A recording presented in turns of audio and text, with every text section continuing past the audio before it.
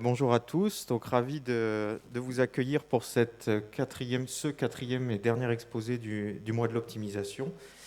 Donc en quelques mots, le mois de l'optimisation, ça fait plusieurs semaines que je dis ça maintenant, c'est pour faire honneur à l'optimisation mathématique et à divers pans de l'optimisation mathématique. Donc on avait eu un premier exposé par Jean-Baptiste Thierry-Arturuti de Toulouse, donc sur les aspects historiques de l'optimisation. On a eu Nadia Oudjan sur les aspects très appliqués de l'optimisation, qui était chercheuse à EDF, donc en lien avec l'énergie. Troisième exposé de Guillaume Garrigos de l'Université Paris, sur un thème fort à la mode, qui était l'intelligence artificielle. Et puis aujourd'hui, un nouveau versant de l'optimisation avec Michel Pierre, donc optimisation de forme. Donc Michel Pierre est professeur émérite à l'École normale supérieure de Rennes. Et il va essayer de vous introduire aux problématiques de ce versant de l'optimisation réputé difficile. Bonne chance pour faire passer les messages qu'il faut. Puis un grand merci aux sponsors que j'oublie à chaque fois, mais donc il y a PGMO, PPCM. Robert, il faudra que tu m'aides pour la liste, l'UPVD. C'est bon? Et le GDR-MOA, bien sûr, qui est le groupement de chercheurs qui se retrouvent sur un thème commun qui est l'optimisation, groupement de chercheurs français, avec une petite ouverture à l'international quand même. Je crois que j'oublie rien. Est-ce que je spoil le prochain lieu de la conférence? Donc Samir, si tu m'écoutes, désolé, je spoil un petit peu, mais donc la conférence... donc le mois de l'optimisation continue, il a démarré à Limoges il y a 2 ans, à Rennes l'an dernier, qui était en distanciel, donc je passe aussi un bonjour à mes amis sur Rennes. Donc cette année à Perpignan et l'an prochain a priori Toulouse. Voilà, donc l'information est passée. Et puis je vais te céder la parole. Je pense que j'ai rien oublié. Donc très bon exposé et merci, merci beaucoup.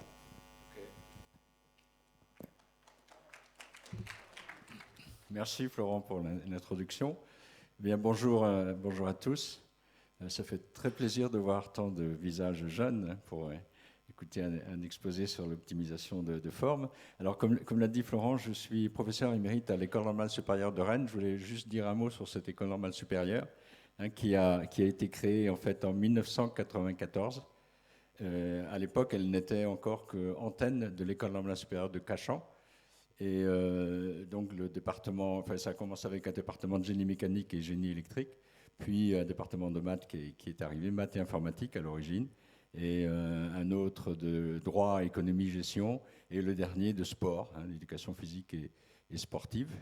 Et l'antenne est devenue école normale supérieure de plein exercice en janvier 2014, et donc depuis, elle vit sa vie sous le nom d'école normale supérieure de Rennes. Donc.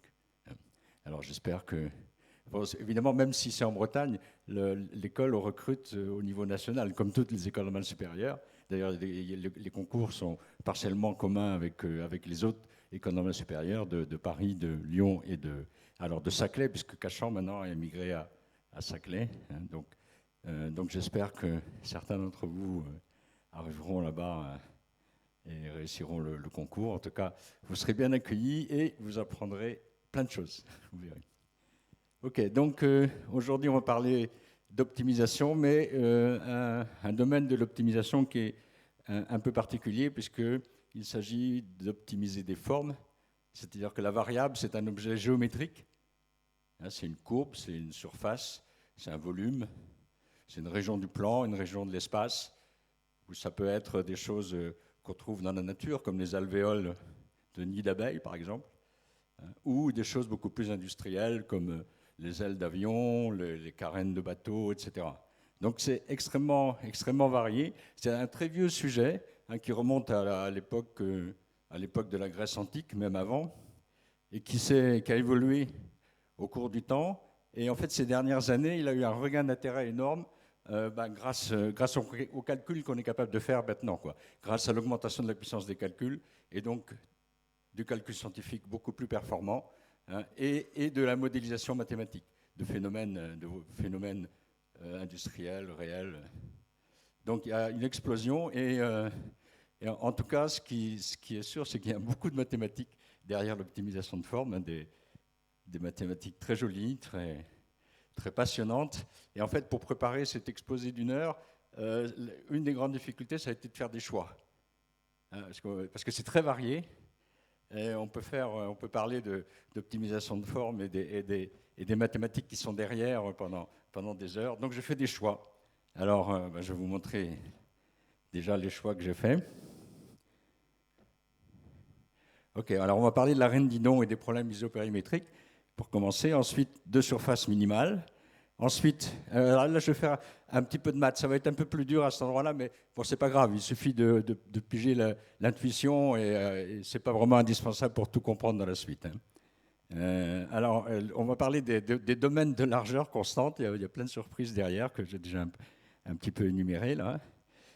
Bien sûr, les chemins les plus courts, les géodésiques, les chemins les plus rapides, comme GPS, on peut choisir plus court ou plus rapide.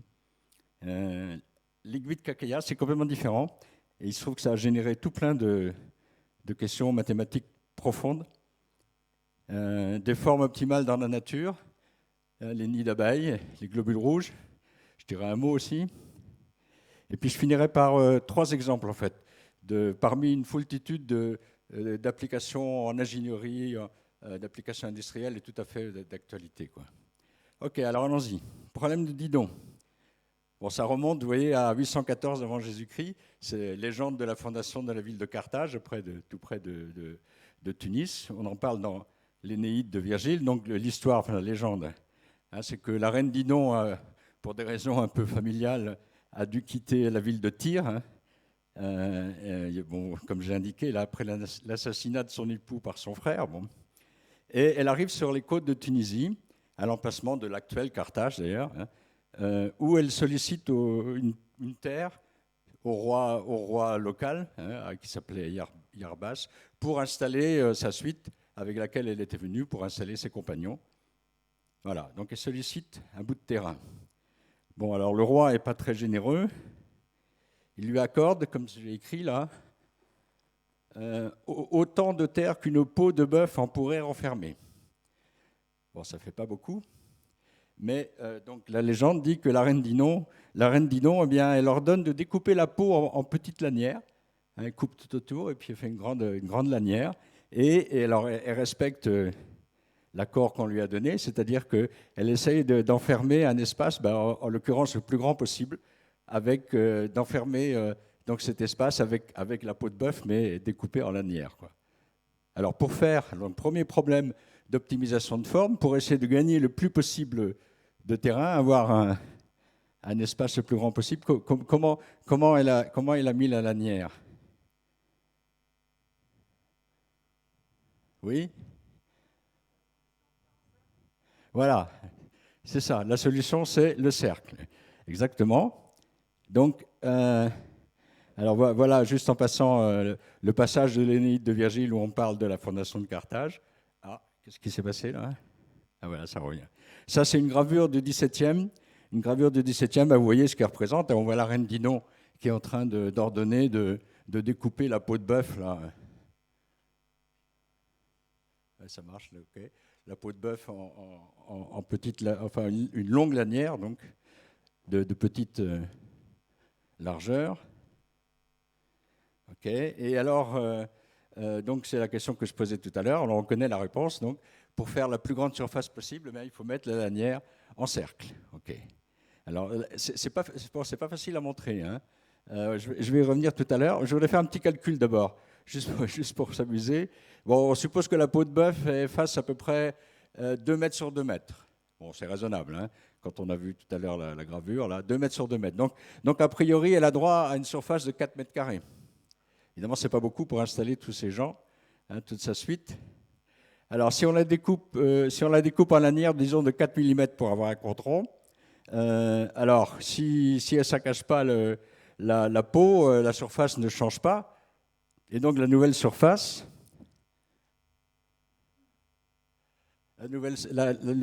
elle peut être calculée par, comme le produit de la longueur de la lanière, donc obtenu, multiplié par la largeur de la lanière. J'ai dit 4 mm, alors si on met en mètres, ça fait 4 10-3.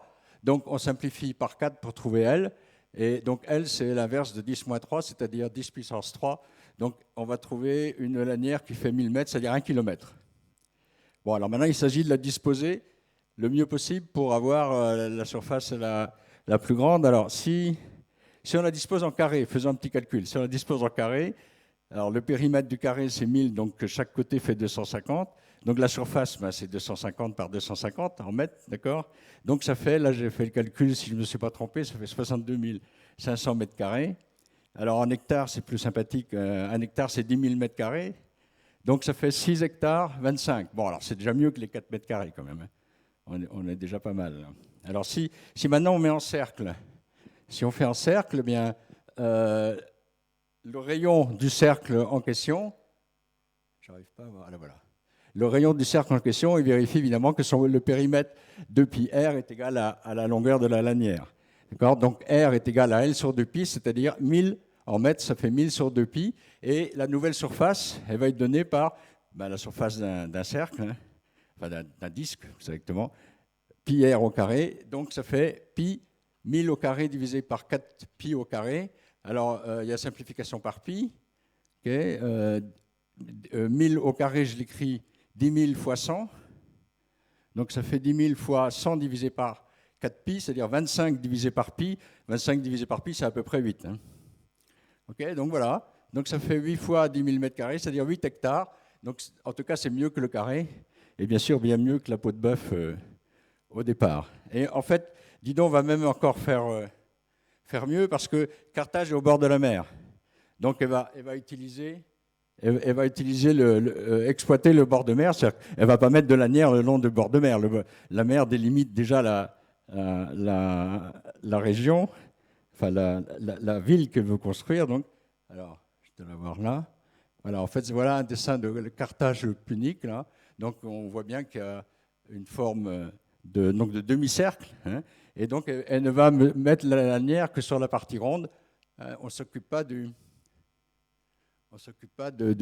bord de mer, hein, qui est délimité naturellement. OK, donc la différence avec le calcul de tout à l'heure, c'est qu'au lieu d'avoir 2πr égale L, on a πr égale L, c'est-à-dire qu'on a un rayon qui est multiplié par 2, donc ça fait une surface qui est multipliée par 4, hein, et donc en fait on obtient 32 hectares. Donc, voilà un petit calcul qui donne l'ordre de grandeur des chiffres dans cette légende. Et alors, en fait, si on regarde les anciennes villes, comme les villes médiévales, là c'est Cologne, c'est écrit là-haut, la carte médiévale de Cologne, qui est au bord du Rhin. Vous voyez, c'est en demi-cercle aussi. Hein. C'est en demi-cercle. Si on prend Paris au Moyen-Âge, il y a des demi-cercles de chaque côté de la Seine aussi. Donc on a essayé, alors là il n'y a pas d'histoire de la reine Didon, mais le résultat est le même, c'est qu'on trace des cercles. Alors là c'est plutôt, à l'époque on voulait se protéger des invasions, donc on construisait des fortifications, des murailles, et pour une population donnée, hein, donc on va dire pour une surface donnée, on avait envie de limiter le coût de la construction des murailles. Et naturellement, si on veut limiter, si on veut faire le plus court possible, sachant qu'à l'intérieur, la population elle est ce qu'elle est, eh bien, il faut aussi faire un cercle. Alors, donc mathématiquement, ça s'explique très bien. Alors, j'explique. Donc, le problème de Didon, c'est ça. La lanière est donnée et il faut trouver la forme qui maximise l'air, qui maximise la surface à l'intérieur. Ok, ça c'est Didon. Hein. Ok, alors, en fait, ce problème est complètement équivalent à ce que j'appelle la formulation duale. Et c'est une idée un peu générique en mathématiques et importante, hein, que de regarder le problème dual d'un problème donné. Souvent, ça éclaire des tas de choses. Et alors, donc le problème dual, c'est de se donner l'air, et du domaine, et on veut trouver la forme du domaine qui minimise le périmètre, l'air étant donné cette fois-là. Alors en fait, c'est deux problèmes équivalents, et l'outil mathématique qui est derrière, c'est ce résultat-là. C'est que pour n'importe quelle forme plane, si on regarde le périmètre, alors j'appelle P maintenant, là, je parlerai de périmètre plutôt que de longueur de lanière, donc j'appelle P la longueur précédente. Là. Donc, en tout cas, pour toute forme plane, si je regarde son périmètre, eh bien, au carré, c'est toujours plus grand que 4pi fois la surface encerclée. Okay. Et l'égalité, Alors, on voit bien que l'égalité est réalisée pour le disque, hein, bien sûr, puisqu'on fait le calcul S égale PR2, puis P égale 2 PR, donc on voit bien qu'il y a égalité. Mais ce qui est important, c'est qu'il y a égalité seulement pour le disque. C'est-à-dire que dès qu'on a une forme qui n'est pas exactement un disque, on aura une inégalité stricte. Okay. Alors, donc, vous voyez que les deux problèmes sont équivalents. Soit on fait comme Didon, c'est-à-dire qu'on se donne la longueur L ou P, et on cherche la surface qui maximise, soit au contraire, on se donne la surface et on cherche le périmètre qui est le plus petit, et à chaque fois, évidemment, on va trouver le cas d'égalité, c'est-à-dire le cercle. OK.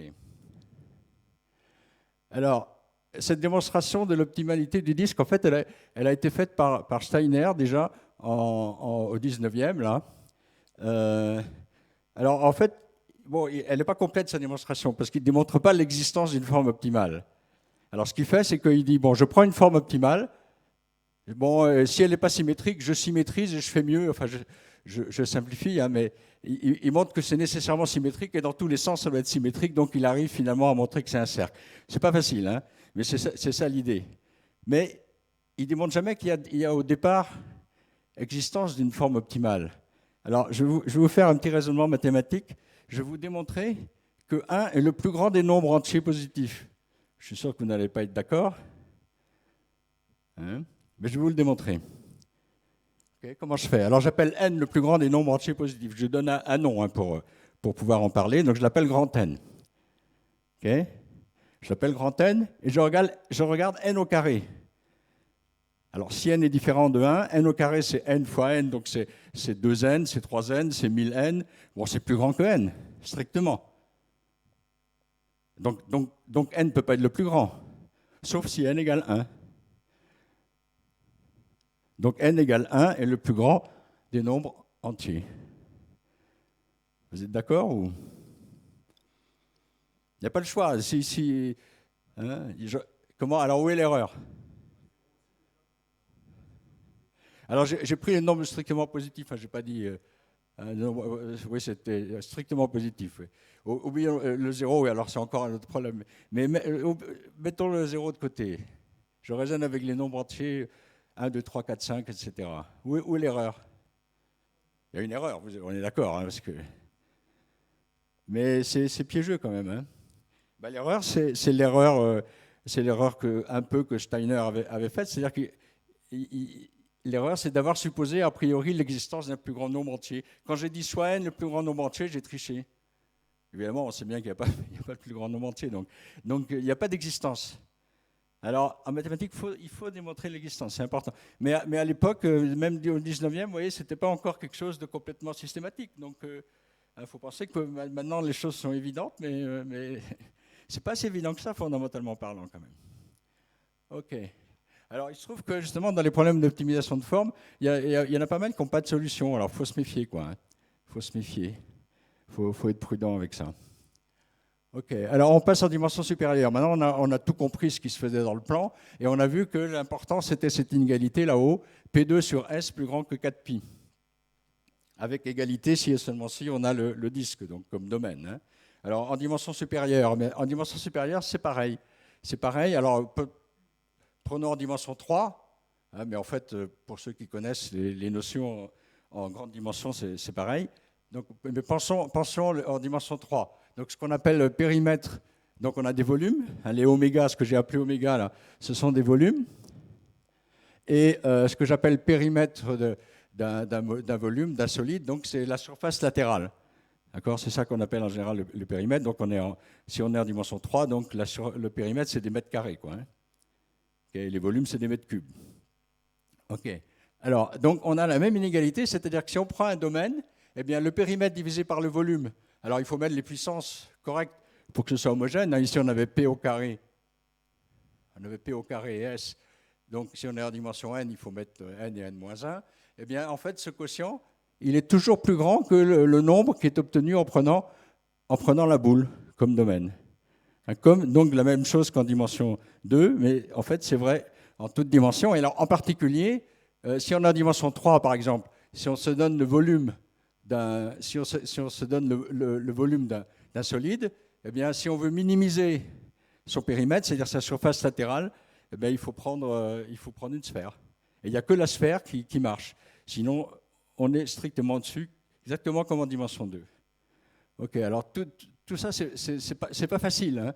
Je ne suis pas en train de raconter des choses simples, là, mathématiquement parlant. Pour démontrer ça, c'est dur. Ça a été démontré au fur et à mesure de l'histoire. Là, j'ai mis quelques noms. Là, ça démarre avec les Grecs, ensuite Pappus d'Alexandrie, beaucoup au XVIIe siècle. Hein. Bernoulli, les frères Bernoulli, Steiner, donc j'ai cité, etc. Et jusque maintenant, et ce genre de problème isopérimétrique continue encore à être étudié. Par exemple, on essaye de voir quelle est l'erreur quand oméga n'est pas une boule. Quelle erreur fait-on dans ce quotient? Que devient-il? Hein, est-ce qu'il tend? Enfin bon, il y a tout plein de jolies questions mathématiques. Et donc, bien évidemment, on trouve. Alors pourquoi les bulles de savon sont sphériques? Alors j'ai au moins la moitié de la réponse dans ce qu'on a fait tout à l'heure. Alors, ce qu'il faut comprendre, c'est que les films de savon adoptent une forme d'équilibre qui minimise leur énergie. Bon, un petit peu le principe général de minimisation d'énergie pour les équilibres. Hein. Donc, les films de savon, évidemment, en particulier, vont minimiser leurs énergies quand on va quand on va les mettre en position d'équilibre. Alors, c'est quoi l'énergie d'un film de savon? L'énergie, on dit quelquefois potentielle, mais en fait, c'est exactement l'énergie de tension superficielle. Hein, si vous tendez quelque chose d'élastique, vous augmentez la tension, quoi. Donc c'est ça l'énergie. Et donc les films de savon ont tendance à minimiser leur tension superficielle. Et alors, ce qu'il faut savoir maintenant, géométriquement parlant, mathématiquement parlant, enfin physiquement parlant, même ici, c'est que la tension superficielle, c'est un nombre qui est exactement proportionnel à la surface. Okay. Et donc, quand on minimise l'énergie, on minimise les surfaces. Et donc, les films de savon, naturellement, ils minimisent leur surface. Là, donc, c'est ce que j'ai écrit là. Donc, les films de savon matérialisent naturellement des surfaces minimales. On dit surface minimale dans les mesures où elles se minimisent donc elles-mêmes. Oui. OK. Alors, donc, l'exemple qu'on vient de voir, donc une bulle de savon, elle sera sphérique parce qu'elle minimise son énergie de tension superficielle, c'est-à-dire son périmètre, sa surface latérale complète, à volume donné. Donc, c'est l'inégalité isopérimétrique qu'on vient de voir en dimension 3, c'est exactement ça. Okay, donc voilà une explication mathématique des bulles de savon quand elles sont libres comme ça. Ok, alors puisqu'on parle de surface minimale, continuons avec le problème que Euler a résolu en 1744, qui est de trouver la surface qu'il soit d'air la plus petite possible, donc minimale, une surface minimale encore, hein, qui s'appuie sur deux cercles parallèles. Alors je ne sais pas si vous voyez, deux cercles parallèles. Hein, j'ai fait voilà, c'est ça le petit dessin. Donc on prend les deux cercles là, parallèles, alors ici vous les voyez aussi, et on laisse un film de savon se tendre entre le haut et le bas. Là. Donc ça fait une forme qu'on imagine tout à fait comme ça. Hein. Et alors Euler a résolu son problème, il a démontré avec des calculs différentiels que la surface qui était obtenue quand on minimisait justement le film de savon, là, c'était une caténoïde, c'est-à-dire, c'est un nom qu'on lui donne, hein, mais ce qui est important, c'est qu'on est capable d'écrire des équations et de dire exactement ce que c'est que cette surface, vous voyez, qui est un peu bizarre, hein, en tout cas, il y a un cas simple où on sait exactement ce que c'est. C'est le cas où les deux cercles sont donc les mêmes, mais exactement concentriques sur le même axe. Okay, et à ce moment-là, la surface obtenue, le savon, il va prendre une forme de surface de révolution. Hein, et même de façon précise, eh bien, en fait, ce qu'on fait tourner, une surface de révolution, ça veut dire qu'on fait tourner une courbe. Et la courbe, c'est une chaînette. Une chaînette. Alors, pour ceux qui connaissent les cosinus hyperboliques, une chaînette, c'est une courbe d'équation R égale cosinus hyperbolique de Z. Mais sinon, il n'y a pas besoin de connaître ça. Vous prenez une chaîne, comme celle qu'on a autour de cou, vous la tendez comme ça, et prend une forme de chaînette, naturellement. Et donc, on fait tourner ça et on obtient le caténoïde, enfin un caténoïde particulier qui est de révolution. Donc. OK, donc les surfaces minimales, évidemment, génèrent beaucoup de mathématiques. Alors, on peut parfois écrire leurs équations, mais pas toujours. Et alors, il y a un théorème, on va essayer de voir ce qu'il veut dire. C'est là que ça va être un petit peu difficile mathématiquement, peut-être.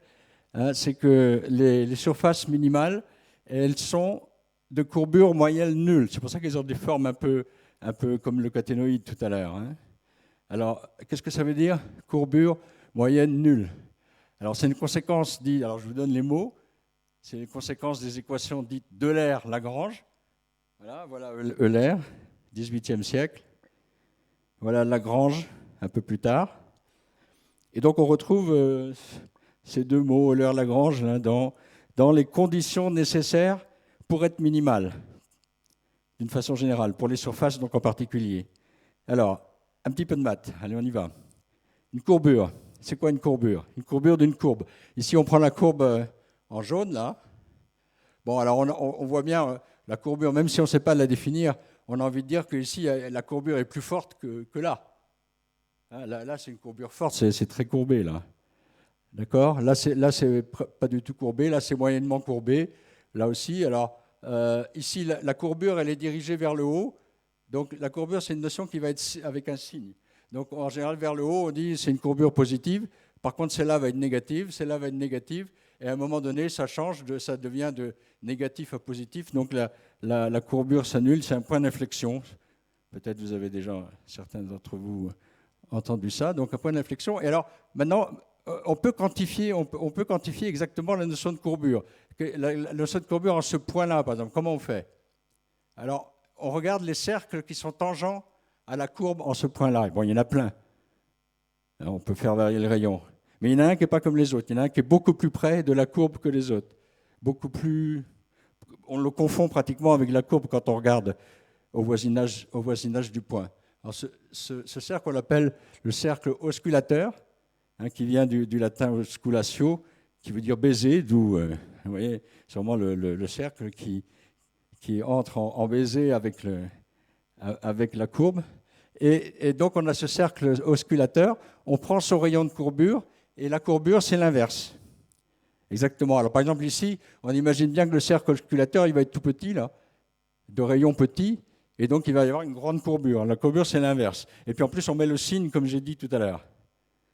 Donc, ici, on a une courbure négative assez grande, etc. Alors, maintenant qu'on est bien chaud sur la courbure en dimension 2, on passe en dimension 3. Alors, c'est quoi la courbure moyenne d'une surface? Bon, ça va être la partie la plus dure, après ça va être simple. Alors, la courbure. Alors là, j'ai pris comme surface une... Vous voyez, alors, je sais plus... Voilà. Une selle de cheval, là. Vous voyez, la selle de cheval en ocre, là. OK.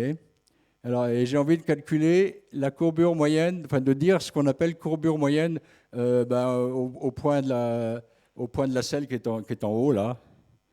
Enfin, en haut et en bas, suivant le sens qu'on regarde. Alors, comment on fait? Alors, le plan tangent à la surface, il est horizontal, là. Je regarde tous les plans perpendiculaires, tous les plans verticaux. Donc, ici, alors, quand je prends un plan vertical, passant par le point qui est là, ça coupe la selle de cheval, là, en une courbe. Ça donne une courbe, et je peux regarder sa courbure. Je sais ce que c'est maintenant la courbure en un point d'une courbe. Donc je regarde la courbure et on fait tourner les plans.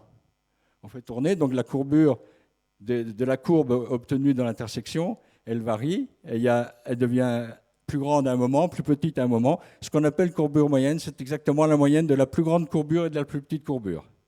Voilà, c'est ça. Et alors, si on regarde le point qui est là, vous voyez, la plus grande courbure, apparemment, surtout avec le signe, c'est la courbe qu'on obtient dans le sens du cheval. Là. Dans le sens du cheval. Alors que la courbure la plus négative, on va dire, c'est celle qu'on obtient dans le sens du cavalier, enfin des jambes du cavalier. D'accord ? Et elles sont à peu près opposées. Donc en fait, le point qui est là, le point de la selle, là, qu'on imagine bien, il va être probablement de courbure moyenne nulle. Donc ça donne exactement la notion de géométrique de courbure moyenne nulle. C'est fait comme ça, c'est comme un point selle. Hein, c'est comme le point important d'une selle de cheval. OK, donc je vais vite, là maintenant sur le résultat. Alors les équations d'Euler-Lagrange, elles énoncent la propriété mathématique que quand on a une fonction qui atteint son optimum en un point, ben, en ce point-là, la dérivée est nulle. Okay, alors ici, la fonction, c'est la surface, donc il faut connaître ce que c'est que la dérivée d'une surface.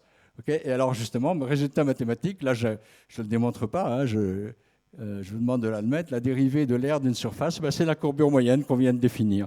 D'où l'intérêt de comprendre ce que c'est que la courbure moyenne, c'est la dérivée de la surface. Okay, et donc, propriété de Euler-Lagrange, une surface minimale, eh bien, elle est de courbure moyenne nulle, c'est-à-dire qu'on est comme les caténoïdes, hein, qui sont là, vous voyez, c'est quand même donc en chaque point, c'est comme une selle de cheval, quoi. Hein. C'est comme le point haut d'une selle de cheval, là. Point haut, point bas, hein, je ne sais pas comment on regarde.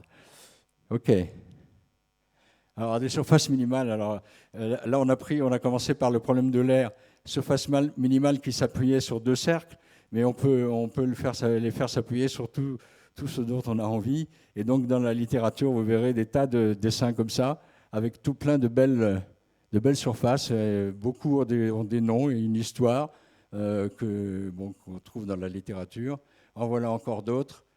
Si vous voulez en voir plus, je vous conseille le joli livre de Hildebrandt et Tromba, hein, qui s'intitule Mathématiques et formes optimales, où il y a non seulement les surfaces minimales, mais encore bien d'autres objets mathématiques très intéressants, avec beaucoup de commentaires, beaucoup de choses historiques. C'est vraiment un très joli livre. OK, on change de sujet. On va parler maintenant de domaine de largeur constante. Alors, je m'intéresse ici à la forme des roues, là. À la forme des roues, là. Vous voyez, c'est un peu bizarre. Vous pensez qu'il y a moyen de rouler en vélo avec ça ou...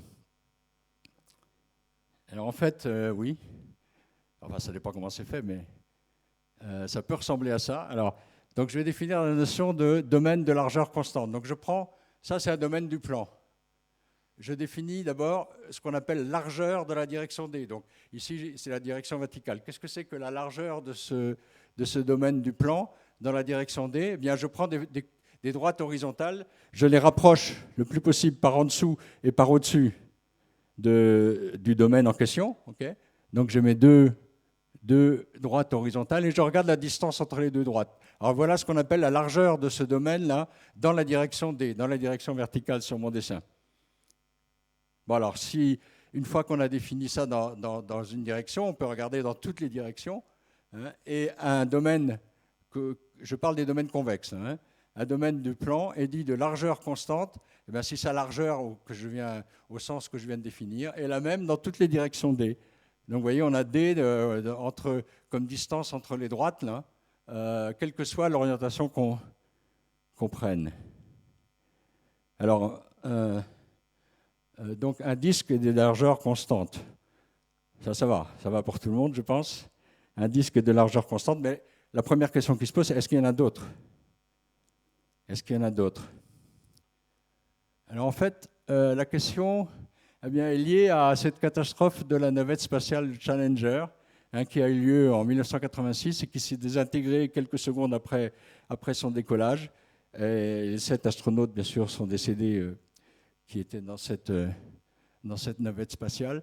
Et alors, il y a eu une commission une commission d'enquête, donc qui a mis le point sur le problème. C'était une défaillance de l'étanchéité des joints toriques du propulseur droit. Alors ça, c'est le propulseur récupéré après la catastrophe, là. Et vous voyez, ici, normalement, il est rond, là. Vous voyez, il est rond. Et dans la commission d'enquête, il y avait le fameux physicien américain Richard Feynman, hein, d'ailleurs, au passage, qui était le seul vraiment indépendant de la NASA et qui a voulu tout comprendre, que la NASA soit responsable de la catastrophe ou pas. Donc, il voulait tout comprendre. Il a un peu ennuyé ses collègues de la commission. Mais alors, il a mis en évidence le fait qu'une des raisons pour lesquelles il y a eu cette catastrophe, c'est que les ingénieurs en charge, ont pensé que le seul domaine de largeur constante était le cercle, était le disque. Pourquoi? Parce qu'ils ont fait des mesures. Le matériel était récupéré d'expériences précédentes. Hein, Et ils ont vérifié que c'était bien rond en mesurant le diamètre par l'extérieur. Donc, ils ont vérifié que ce qu'ils avaient, c'était de largeur constante, mais en fait, et ils ont pensé que c'était un disque, et donc, en fait, il y avait des petites fluctuations, et l'étanchéité qu'ils pensaient être là n'y était pas. Et comme en plus, il y a eu des températures très basses quand ils ont fait le lancement, tout ça cumulé, eh bien il y a eu des fuites, et puis là, il y a eu la catastrophe, quoi. Voilà, donc il y a d'autres domaines de largeur constante que le disque. Et il y en a beaucoup, enfin il y en a une infinité, il y en a tout plein. En voilà un exemple qui est un peu particulier, c'est le triangle de Reuleaux. Reuleaux est un ingénieur et technologue allemand du 19e. Là. Et alors, là, voilà, c'est ça le triangle de Reuleaux. C'est un triangle curviligne qui est délimité par des arcs de cercle. Alors, vous prenez un triangle équilatéral. Ça va? Triangle équilatéral. Et par exemple, à partir du sommet, là, vous tracez le cercle qui est centré donc au sommet et qui passe par les deux autres points. Donc, son rayon, c'est le R, on va l'appeler R. Son rayon, c'est le côté du triangle équilatéral. Et on fait ça sur les trois côtés et on ajoute donc les portions de cercle là. Voilà. Et donc, ce qui est en gris là, c'est un triangle de Reuleaux. Alors, j'affirme, c'est de largeur constante. Bon, c'est de largeur constante. C'est par exemple, si je regarde la largeur verticale ici, évidemment, on trouve exactement le rayon du cercle en question. Les rayons du cercle qu'on a utilisés, c'est le côté du triangle équilatéral. Mais si on regarde un petit peu en biais, c'est pareil. Vous voyez, ici, entre là et là, eh bien, c'est le rayon du cercle à nouveau. Donc, on se convainc très vite que là, c'est vraiment de largeur constante, égale au côté du triangle équilatéral dont on est parti. OK.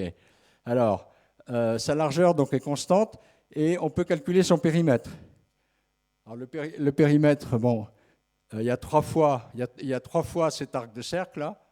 Et l'arc de cercle, eh bien, on revient par exemple au cercle rouge là. L'arc de cercle, c'est le 6e du périmètre du cercle rouge qui est de rayon R. Donc c'est le 6e de 2π fois R. Okay, et on en compte 3 fois. Donc ça fait 3 fois 2π fois R divisé par 6. Donc c'est π fois R. Alors vous allez comprendre pourquoi j'insiste sur le calcul de ce périmètre.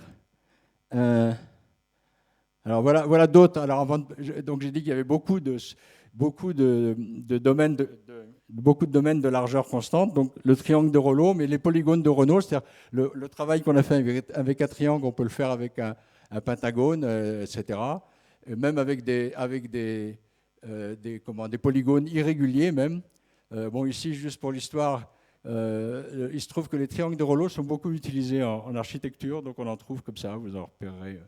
Là, c'est un manuscrit de Léonard de Vinci où on voit aussi le dessin du triangle de Reuleaux, ce qui veut dire que c'est un rôle important. Alors, les pièces de monnaie aussi ont des formes de largeur constante parfois, parce que ce qu'il faut, c'est être capable de les glisser dans les fentes des distributeurs, par exemple. Donc ça peut être rond, mais ça peut être comme ça. Il suffit que ce soit de largeur constante. C'est la largeur qui est importante en l'occurrence. Et en plus, ça coûte moins cher de faire une pièce comme ça que de la faire ronde, par exemple, pour la même largeur, on va dire. Okay. Et puis, c'est vrai aussi pour les boutons de chemise. Les boutons de chemise, il suffit qu'ils soient de largeur constante pour être bien taillés, pour rentrer dans les boutonnières. Et c'est peut-être plus intéressant de les faire avec moins de surface. Okay. Voilà. Alors, donc, reparlons maintenant d'une façon générale des domaines de largeur constante. Donc, on a vu que le triangle de Reuleaux, il avait un périmètre égal à pi r. Le calcul, s'il est de largeur r, son périmètre, c'est pi fois r. Alors, ça, c'est un théorème absolument étonnant. C'est que tous les domaines de largeur constante ont un périmètre égal à pi fois r. Bon, ça demande évidemment un peu plus de travail pour le montrer, mais c'est étonnant parce qu'ils ont des formes, on en a vu quelques-unes, mais il y en a des infinités. Hein.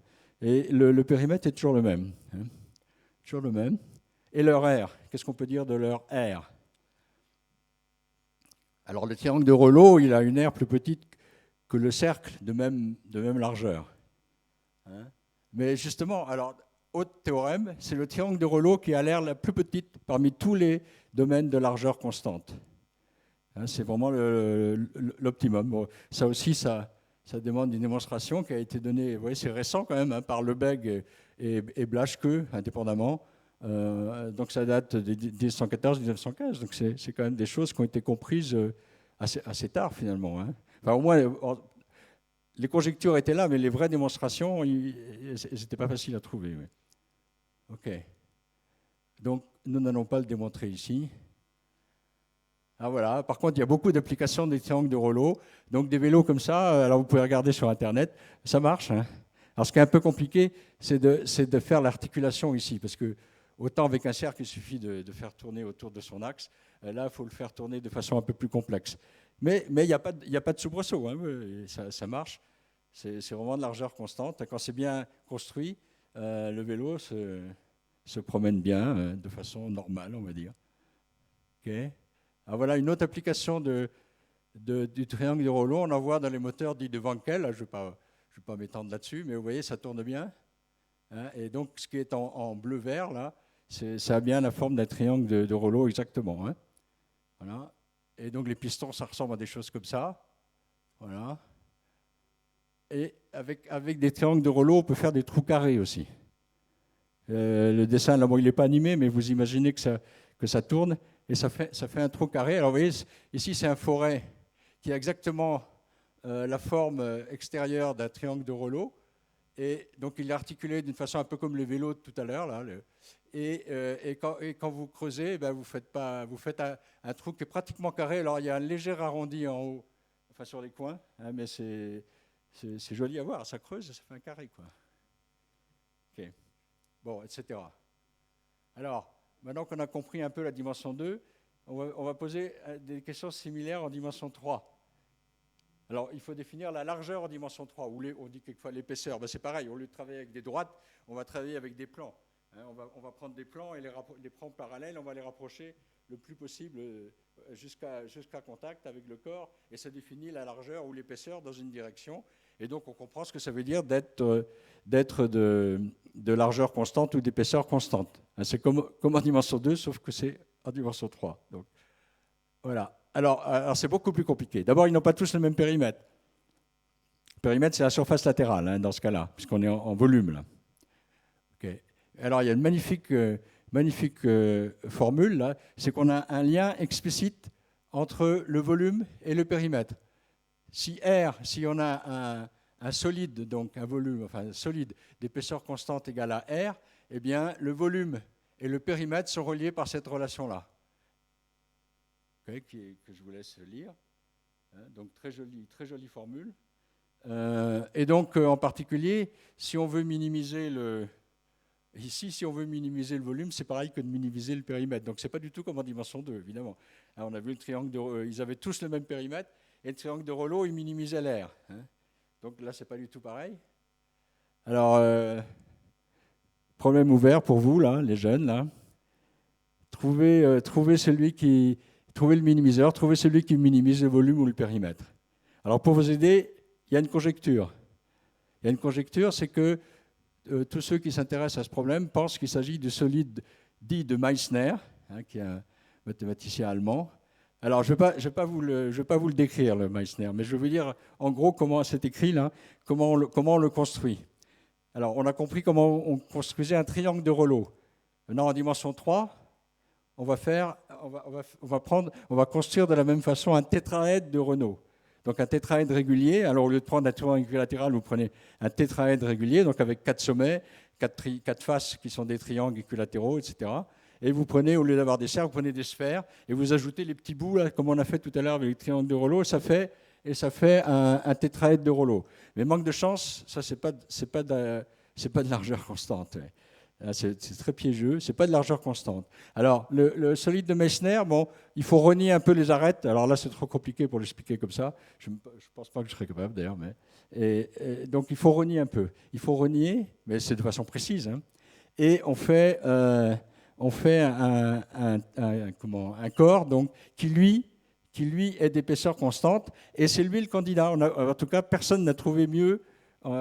Personne n'a trouvé d'autres solides d'épaisseur constante qui soit de volume plus petit.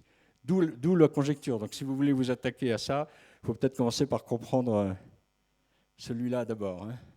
Voilà des petits dessins. Ça, c'est un tétraèdre de Reuleaux, donc qui n'est pas de largeur constante. Par contre, ça, c'est des corps de largeur constante, parce qu'ici, on a pris un triangle de Reuleaux et on l'a fait tourner autour de son axe. Et donc, on vérifie immédiatement que c'est bien de largeur constante. Ça, c'est un pentagone de Reuleaux aussi qu'on a fait tourner autour de son axe, donc ça va être de largeur constante. Et le solide de Messner, il ressemble à ça. Il ressemble à ça, vous voyez, ça ressemble un peu au tétraèdre de Reuleaux, mais il est un peu modifié, on a rogné un peu les arêtes là. Et donc c'est celui-là qui est candidat pour l'optimalité, mais personne ne sait le montrer. Alors, parlons maintenant de géodésique, c'est-à-dire les plus courts chemins. Je vais aller très vite là. Les plus courts chemins sur une surface. Donc j'ai une surface, j'ai un point P, un point Q. Quel est le chemin le plus court pour aller de P à Q? Bon, ça c'est vraiment un problème d'optimisation de forme. Hein. Alors si on est sur un plan, là on connaît le résultat. Si on est sur un plan, pour aller de P à Q, le chemin le plus court c'est la ligne droite. Donc on fait le segment PQ. Bien. Ok, alors si on est sur un cylindre de révolution comme celui que j'ai dessiné là-haut, donc on a des points P et Q sur alors s'ils sont sur la même verticale, là, je suppose que mon cylindre est vertical là. Hein. Si on est sur la même verticale, évidemment c'est une droite qui joint P et Q. Mais si on n'est pas sur la même verticale, comment on fait? C'est pas dur non plus. On coupe le cylindre de l'autre côté de P et Q, on l'étale sur un plan, on trace la droite qui joint P et Q, et on recolle. Et donc, on trouve une hélice. Donc, en fait, sur un cylindre de révolution, bien, les géodésiques, c'est des hélices, comme c'est dessiné ici. Même chose si vous prenez un cône de révolution comme ceci, c'est pareil, vous coupez de l'autre côté, vous tracez la droite et vous recollez, et vous trouvez des sortes d'hélices, là. Donc, c'est les géodésiques. Alors, maintenant, sur une sphère, c'est quoi les géodésiques? Alors, la sphère, le problème, c'est qu'on ne peut pas l'aplatir, ouais. Là, il n'y a plus moyen de faire pareil. Et justement, donc c'est un problème difficile. Alors pour la sphère, alors là j'ai juste réécrit ce que je viens de dire. Donc l'aplatissement est irréalisable pour la plupart des surfaces. Bon, sur une sphère, c'est pas trop dur. On sait que c'est quand même les cercles. Hein, si on prend 2 points, on prend le grand cercle qui passe par les 2 points. On sait que c'est ça qui minimise, qui est le chemin le plus court, quoi. Mais sur d'autres surfaces, on ne sait pas trop. Alors il y a un résultat joli de Euler. En 1728, là, qui dit que si on a une surface convexe, c'est-à-dire sans creux, quoi, hein, pour simplifier, alors pour aller de P à Q, si on tend un fil entre P et Q, ça matérialise la géodésique, ça matérialise le chemin le plus court. Donc ça aide, mais alors si la surface a des creux, évidemment, ça ne marche plus. Hein, donc si la surface a des creux, là c'est compliqué. C'est compliqué, je ne vais pas en parler plus. Là, il faut vraiment utiliser le calcul infinitésimal qui a été... donc très développé en fin du XVIIe siècle. Et donc on sait écrire des équations satisfaites par les géodésiques. Et donc sur n'importe quelle surface, quand on a des renseignements sur la surface. Mais j'en dis pas plus. Alors par contre, on va parler de ceci qui consiste donc à trouver le chemin le plus rapide et non pas le chemin le plus court. Hein, alors on parle d'un toboggan là. Ici, vous imaginez, on est dans un plan vertical et j'ai une bille qui part de là que je veux amener jusqu'ici de la façon la plus rapide possible. Donc, quelle est la courbe qu'il faut tracer pour qu'elle arrive en bas le plus vite possible? Bon, ça, c'est un problème qui a été posé par Jean Bernoulli en fin du XVIIe. Là. Et alors, évidemment, la ligne droite, c'est ce qu'il y a de plus court, hein, mais ce n'est pas forcément ce qu'il y a de plus rapide pour un toboggan. Évidemment, intuitivement, on sent bien qu'il doit y avoir d'autres solutions. Hein. Donc, ça peut être un arc de cercle. Alors, Galilée, vous voyez, même à cette époque-là, Galilée pensait que c'était un cercle qui était plutôt des arcs de cercle qui étaient solution. Hein. Et Jean Bernoulli, il a posé le problème, un problème ouvert. Il a eu des réponses de Newton, de Leibniz, de l'hôpital, de son frère aussi, Jacques. Vous voyez que c'est des noms qui ne sont pas des moindres. Hein. Et finalement, le résultat, c'est quoi? Est-ce que vous le connaissez? Le résultat, c'est quoi? Qui est le plus rapide? Le plus rapide, c'est une cycloïde. Une branche de cycloïde. Alors, c'est quoi une cycloïde Alors, une cycloïde, c'est ça. C'est-à-dire, vous prenez un cercle comme une roue de vélo qui roule sans glisser sur une droite. Vous prenez un point et vous regardez la trajectoire du point. Bon, ça s'appelle une cycloïde et on peut écrire les équations, c'est très simple, enfin le paramétrage, c'est très simple à écrire, c'est complètement explicite. Donc c'est une branche de... donc la réponse à la question de la rapidité, là, donc de la courbe qui est la plus rapide, eh bien la réponse c'est une branche de cycloïde. Alors juste pour vous donner un point de repère, ici il y a des temps de parcours que j'ai mis ici là, des temps de parcours pour une expérience donnée pour aller de en haut ici jusqu'en bas. Lorsqu'on va sur la ligne droite, il faut 668 millièmes de seconde pour la même expérience. Hein. Si on est sur le cercle, c'est 580 millièmes de seconde. Si on est sur une parabole, c'est un petit peu plus rapide, 571. Et la cycloïde, le morceau de cycloïde, donc lui, avec une porte verticale au départ, là, lui, il donne 566 secondes. Au moins sur ces quatre-là, la plus rapide, c'est la cycloïde. Alors maintenant, il faut le montrer d'une façon générale. Ça, c'est beaucoup plus dur, bien sûr. Mais donc, c'était les résultats des frères Bernoulli, de Newton, etc. OK, alors un problème complètement différent. C'est le problème de l'aiguille de Kakeya. Kakeya est un mathématicien japonais. Alors, on est encore dans le plan. Donc, il s'agit de trouver le domaine du plan qui soit d'air minimal, le plus petit possible, mais quand même suffisant pour que vous puissiez faire tourner complètement une aiguille à l'intérieur, en restant dedans. De tourner de 360 degrés. Vous voyez, et qu'il soit quand même d'air minimal, le moins coûteux possible en surface. Okay. Alors, bon, si on prend le disque unité, ça marche, bien sûr. Je suppose que l'aiguille, c'est un segment de longueur unité, ça correspond à ça. On peut toujours appeler la longueur égale à 1. Donc, si je prends un disque de diamètre, qu'est-ce que j'ai dit, de diamètre unité, on peut évidemment faire tourner l'aiguille autour. Alors, est-ce qu'on peut faire mieux?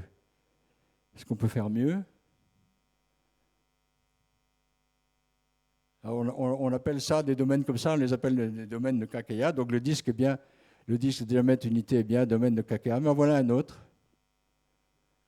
C'est un deltoïde, vous voyez, c'est en noir là. Alors, vous voyez que là c'est bien convaincant. Hein. L'aiguille elle tourne sans problème de 360 degrés en restant à l'intérieur du domaine limité par le noir. C'est un deltoïde. En fait, les courbes qui apparaissent en noir là, ce sont des hypocycloïdes. Alors, on a vu tout à l'heure que c'était qu'une cycloïde. Alors, au lieu de faire rouler un cercle sur une droite, vous faites rouler un cercle à l'intérieur d'un autre cercle et ça décrit ce qu'on appelle une hypocycloïde. C'est la définition analogue. Okay, voilà. Alors, vous êtes d'accord que la surface de ce deltoïde-là est certainement plus petite que la surface du cercle unité qui est là.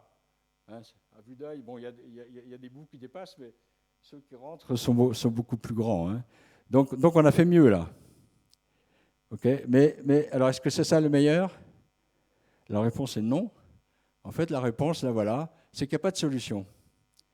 Il n'y a pas moyen de trouver de domaine qui soit d'air minimal.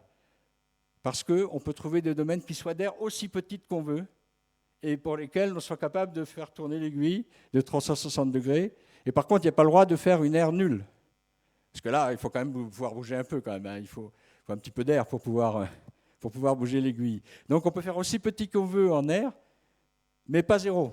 Donc il n'y a pas de solution. Il n'y a pas de solution. Donc c'est le problème, il faut se méfier. Hein. C'est le problème du 1. 1 est le plus grand des nombres entiers de tout à l'heure. Là, hein. Alors il y a donc la preuve est récente encore, hein, 20e siècle quand même. Et voilà le genre de domaine qu'on voit. Hein. Vous voyez, vous avez l'aiguille, là, c'est à peu près, c'est peut-être d'ordre 2 là, comme longueur.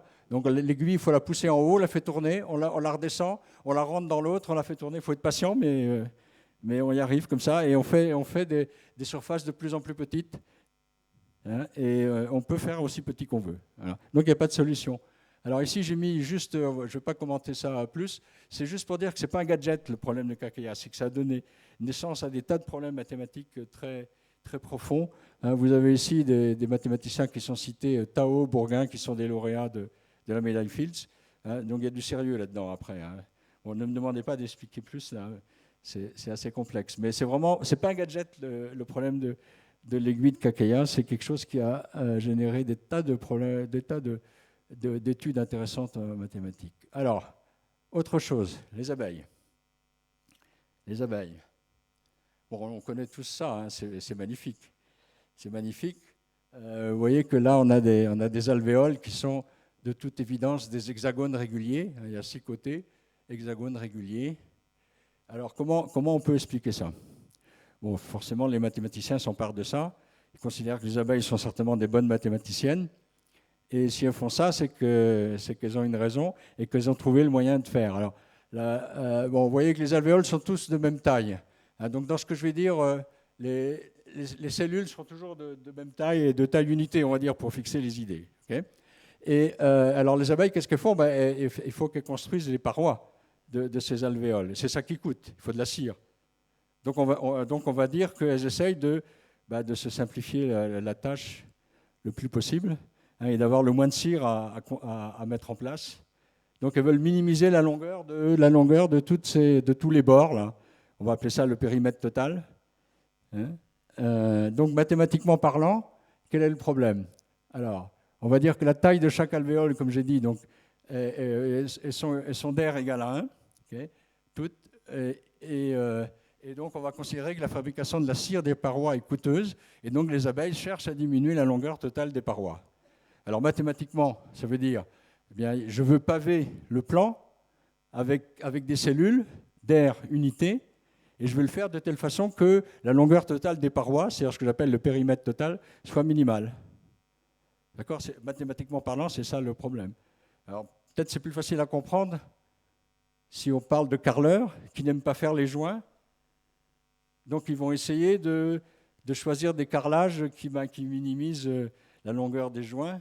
Alors maintenant, on fait des carrelages qui font 1 mètre sur 1 mètre. Alors, ce n'est pas de ça dont je parle. J'impose évidemment la taille de carrelage, de taille unité.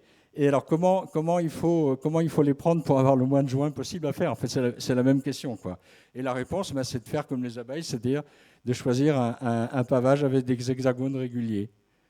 Okay, alors, ça, c'est pas facile à montrer. Alors, non seulement c'est pas facile, mais ça a pris du temps aux mathématiciens pour vraiment faire une démonstration. Alors, c'était deviné, bien sûr, il y a déjà très longtemps, à un moment de la période grecque, par Pappus d'Alexandrie, là, comme je l'ai dit tout à l'heure.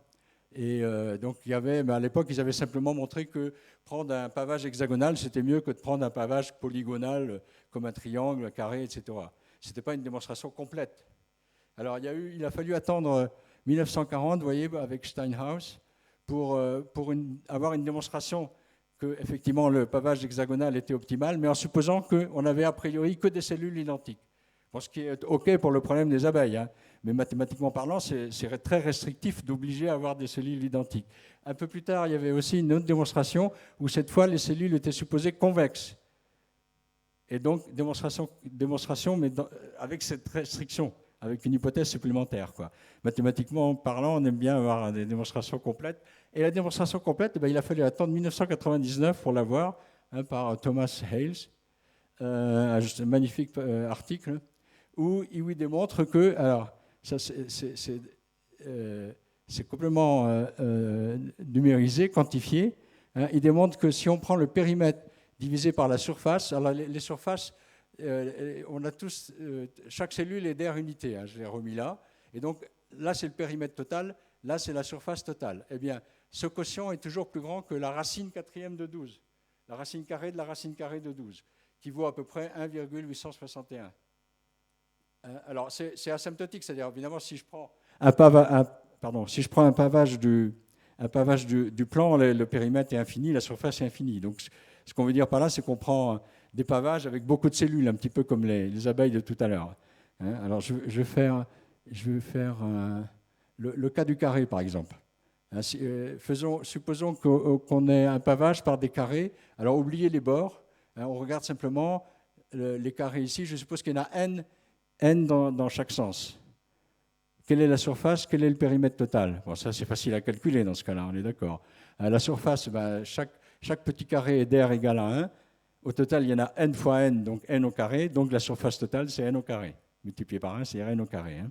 Ok, le périmètre, bon, le périmètre, ce n'est pas très dur non plus. Je regarde la longueur ici est égale à n, puisque les côtés sont de longueur 1. Et j'en ai combien? 1, 2, 3, jusque... Alors attention, il y a un intervalle de plus, là, donc c'est n plus 1. Donc la longueur des lignes droites, c'est exactement n plus 1 fois n. Et il faut compter aussi les lignes verticales. Donc il y a 2 fois n plus 1 fois n. Donc le P, le périmètre total, c'est 2 fois n plus 1 fois n. Alors quand je fais le quotient P divisé par S, il y a simplification par grand N là. Donc je trouve 2 n plus 1 divisé par n. Donc c'est strictement plus grand que 2. Donc c'est strictement plus grand que la valeur que j'ai donnée tout à l'heure, la racine quatrième de 12. En tout cas. Donc c'est vérifié que ça doit être moins bon que l'hexagonal. Alors l'hexagonal, on peut faire le calcul très vite aussi. Je suppose que j'ai un pavage avec n cellules dans chaque sens. Donc la surface totale, chacune est d'R égale à 1, donc la surface totale, c'est n au carré. Ça va? Alors maintenant, le périmètre total, c'est comment? Alors j'appelle petit p le périmètre d'un hexagone d'R unité. Je l'appelle petit p. Donc des hexagones, j'en ai n au carré. Je ne m'occupe pas des bords. J'en ai n au carré. Donc la longueur totale, ça va être n au carré multiplié par p. Sauf que quand je fais ça, je compte 2 fois chaque petit segment là. Donc il faut diviser par 2. Okay? Donc P divisé par S, c'est égal à P divisé par 2. Alors maintenant, je vous laisse en exercice de montrer que P divisé par 2, c'est exactement la racine quatrième de 12. Et ça, vous savez le faire. Vous savez le faire parce que qu'est-ce que c'est qu'un hexagone? C'est la réunion de 6 triangles équilatéraux. Et vous savez calculer la surface d'un triangle équilatéral. La base multipliée par la hauteur divisée par 2. Vous faites ça, regardez pour le triangle équilatéral, et ça, on le trouve. Donc, le chiffre un peu bizarre, la racine quatrième de 12, ça vient tout simplement de ça, du calcul de la surface, du calcul du périmètre d'un hexagone qui a comme surface égale à 1, d'un hexagone régulier qui a comme surface égale à 1. Ok, alors dans la nature, on voit, il n'y a pas que les nids d'abeilles, vous voyez, là j'ai une photo des orgues volcaniques. Bon, ce n'est pas évidemment aussi bien fait que les abeilles, mais ça a la même allure générale quand même. Et ça aussi, c'est assez étonnant dans la nature. Là, vous voyez, on a des beaux hexagones. Là, c'est un radiolaire, c'est un protozoaire microscopique. Ça fait moins d'un millimètre là, qu'on trouve dans le plancton. Et il y en a tout plein comme ça. Et ils ont beaucoup de squelettes qui ont des formes comme ça. Ouais. Bon, mais là, je vous laisse chercher la raison et trouver ce qu'il faut minimiser pour dessiner un radiolaire comme ça. Ouais. Ok, allez, dimension 3. Donc, comme tout à l'heure, comme on a compris en dimension 2, des choses, on passe en dimension 3. Alors, vous allez voir, là, c'est assez étonnant, je vais aller vite. Mais donc, la question, c'est la même chose. Comment paver l'espace avec des solides qui soient de volume unité et de telle façon que la surface latérale soit la plus petite possible. C'est ce qui remplace les parois. Enfin, c'est les parois en dimension 3 cette fois, vraiment, quoi. Okay. Alors, même chose. Donc, Kelvin, qui n'est pas n'importe qui, comme vous le savez, il a conjecturé que le pavage optimal, c'était celui qu'on faisait avec des octaèdres tronqués. Des octaèdres tronqués, c'est comme ça. Voilà. C'est comme ça. Donc, on peut les assembler comme ça, comme c'est fait sur l'image. Et comment on obtient cet octaèdre tronqué? On tronque un octaèdre. Là, vous avez un octaèdre régulier avec deux pyramides face à face. Et on tronque en haut comme ça. On tronque et on obtient celui-là. Alors, ça a combien de faces? Bon, au départ, il y avait, dans l'octaèdre initial, il y avait 8 faces, et on en a rajouté 6, puisqu'on a coupé à chacun des sommets. Donc 8 et 6, 14, on a 14 faces. Ça va? Des sommets, on en avait 6, et là où il y en avait 1, on en a fait 4. Donc il y a 24 sommets. Alors, question à vous maintenant, ça fait combien d'arêtes tout ça? Alors, on peut compter, mais il y a cette formule magique de l'air qui dit que le nombre de sommets plus le nombre de faces est égal au nombre d'arêtes plus 2. Donc, en faisant le calcul, on trouve qu'il y a 36 arêtes en fait dans cet octaèdre tronqué qui est proposé par Kelvin pour dire que c'est avec ça qu'il faut faire les pavages optimaux. Et alors, beaucoup se sont penchés sur la question pendant plus d'un siècle. Et pas de démonstration, pas possible de trouver une démonstration. Bon, puis patatras, en fait c'est faux. Il y a donc 2 chercheurs qui sont cités, là, Ware et Fena, qui ont trouvé mieux. Ils ont trouvé une façon de paver l'espace mieux, avec, alors pas beaucoup mieux, pas beaucoup mieux, mais mieux, 0,3% mieux.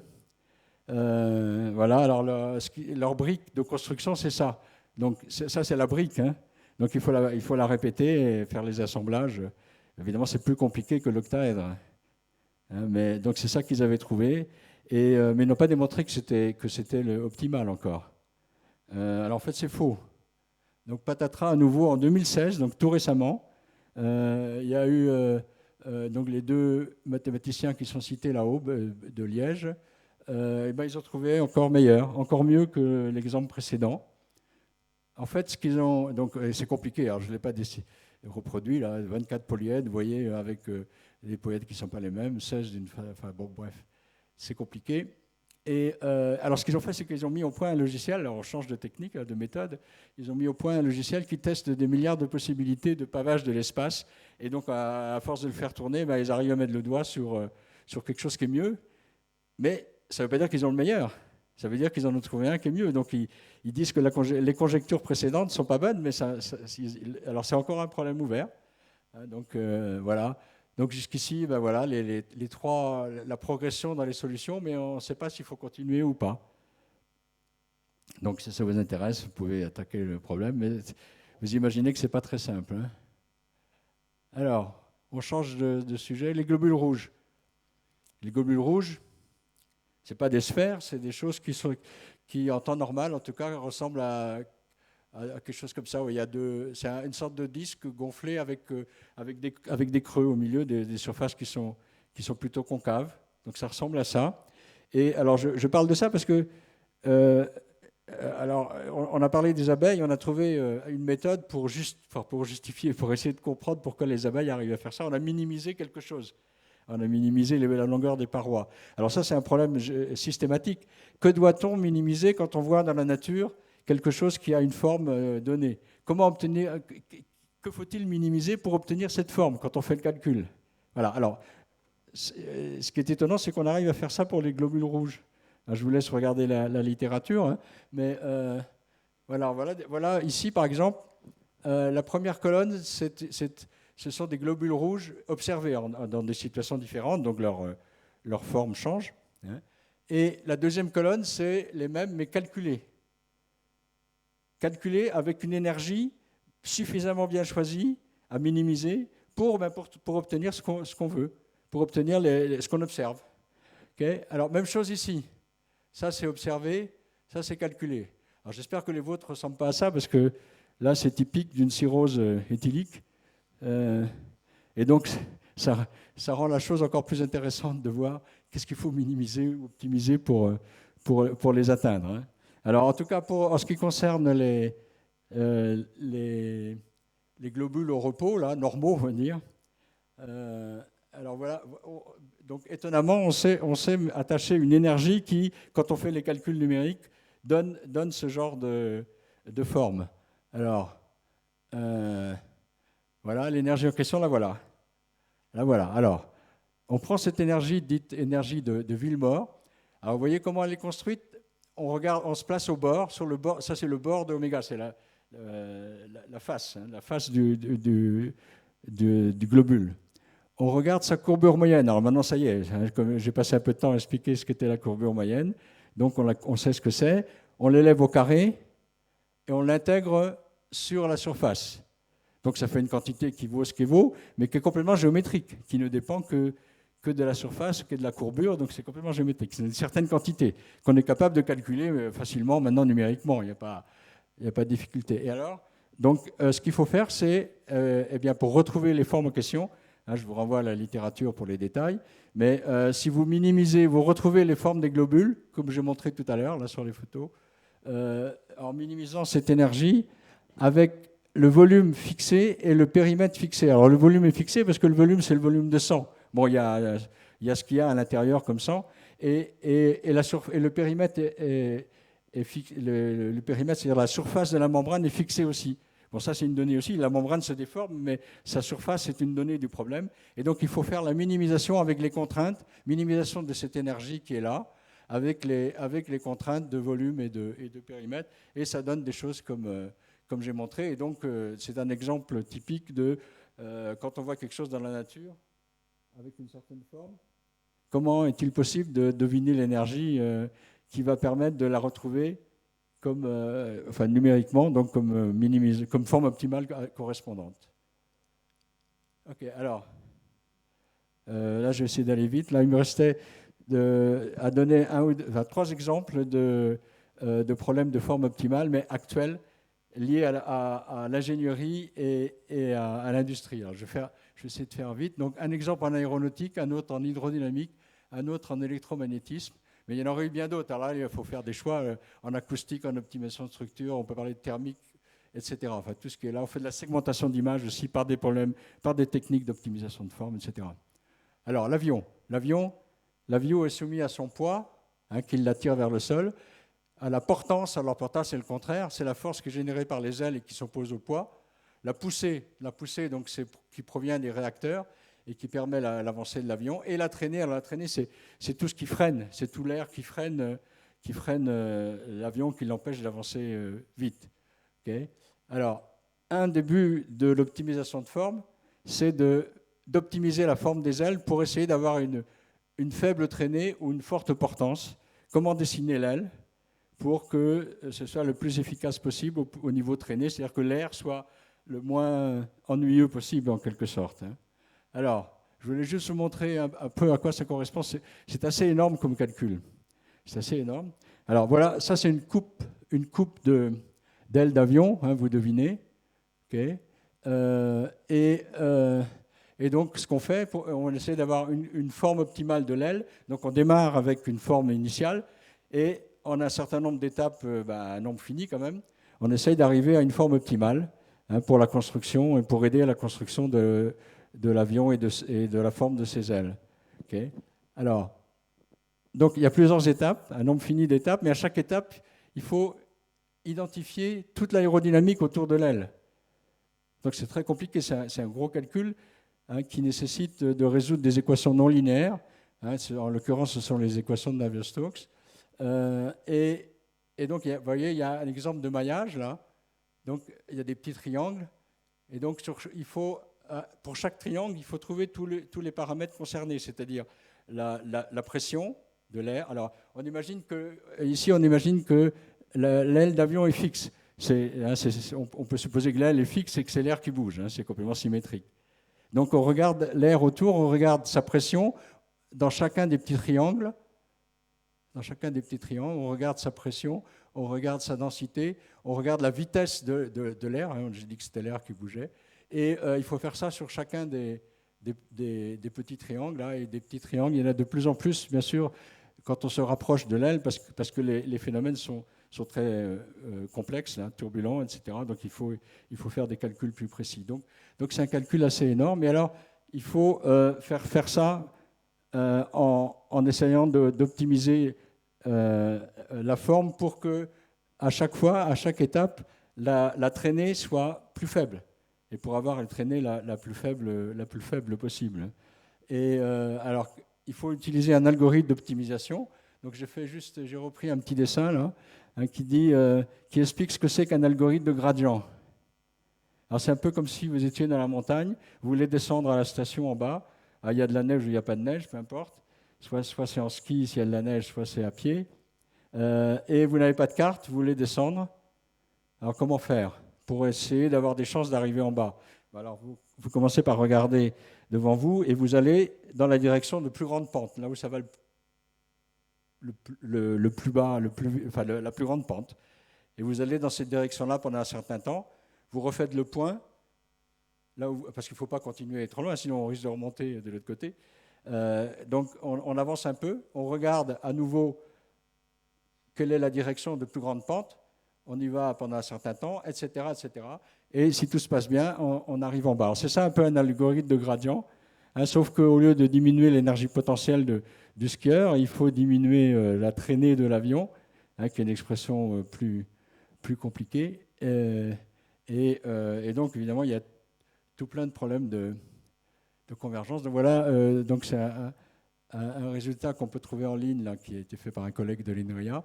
Donc voilà la forme initiale, voilà la forme finale.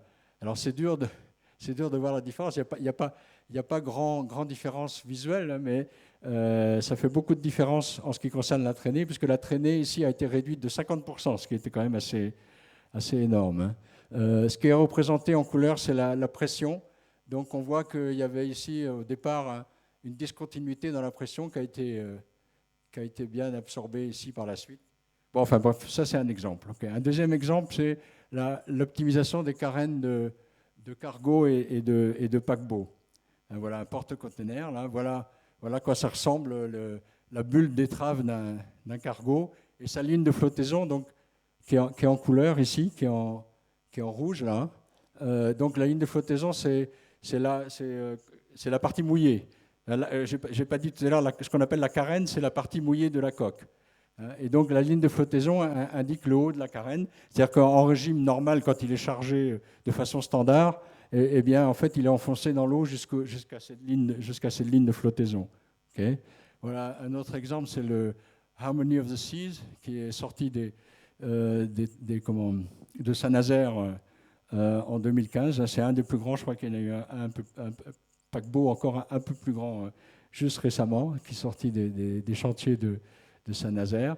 Et alors, il y a une équipe de Poitiers pluridisciplinaire, il y a des mécaniciens des fluides, des mathématiciens, qui se sont penchés sur le problème de calcul, d'optimiser des formes, de carènes comme ceci, hein, c'est-à-dire essayer de minimiser la résistance à l'eau, à l'avancement du navire, bon, dans leur cas, pour une vitesse donnée, un volume immergé donné, c'est-à-dire le tirant d'eau est donné. OK. Alors, très vite, donc la résistance de l'eau, il y a deux termes.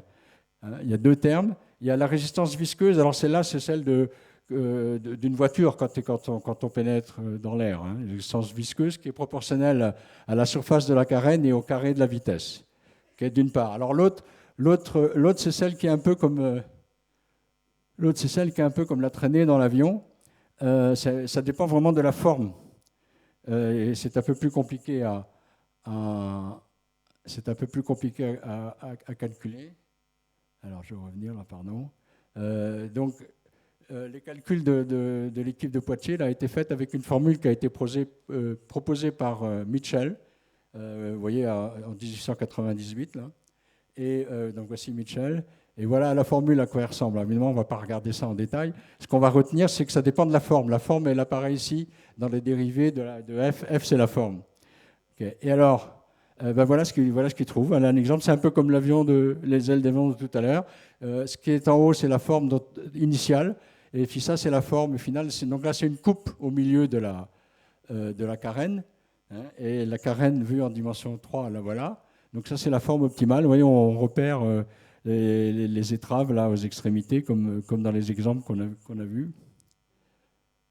Voilà. Et alors, comme sous-produit de leur calcul, etc., ils ont donné une explication au fait que Cléopâtre elle a perdu la bataille d'Actium en 31 avant Jésus-Christ. Alors, c'est une publication pluridisciplinaire. Là. Ça, c'est le titre de leur publication. Donc, il y a des historiens au milieu. Là c'est des mécaniciens des fluides. Là, c'est des mathématiciens. Là, Julien Drobine, Madalina Petcou et Morgane Pierre. Et donc, dans la bataille d'Actium, là, il y avait d'une part la flotte de Cléopâtre et de Marc-Antoine, d'une part, et contre celle d'Octave. Alors, il se trouve qu'Octave avait des petits navires, des navires assez frêles, avec un petit tirant d'eau, alors que Cléopâtre avait des gros bateaux relativement volumineux, avec des grands tirants d'eau. Et en fait, il y a eu un phénomène d'eau morte, c'est-à-dire que les bateaux de Cléopâtre se sont arrêtés, ils n'arrivaient plus à avancer et donc évidemment ils n'arrivaient plus à manœuvrer et c'est une des grandes explications pour lesquelles elle a perdu la bataille. Et alors la légende voulait que en fait les bateaux avaient arrêté parce qu'il y avait eu des poissons ventouses qui s'étaient accrochés en grand nombre et qui avaient freiné. Alors eux, ils ont donné une autre explication. Ils ont fait les calculs avec le tirant d'eau, les mêmes calculs ceux dont j'ai parlé tout à l'heure. En plus, la bathymétrie, c'est la profondeur de l'eau intervient dans les calculs. Et il se trouve que les gros bateaux étaient plutôt sur une bathymétrie haute, les autres profondes. Enfin, bref, du point de vue numérique, ils arrivent à expliquer ça. Donc il y a eu pas mal de succès au niveau des publications journalistiques scientifiques, j'ai envie de dire. Voilà. Alors, dernier exemple, très vite, ça c'est un exemple d'électromagnétisme qui est une équipe de Nancy, et j'avais participé à l'époque. Donc vous voyez, c'est une bulle de métal liquide qui est en lévitation dans un creuset électromagnétique. Donc il y a un champ électromagnétique qui est créé par un courant alternatif qui est porté par les conducteurs filiformes que vous voyez là.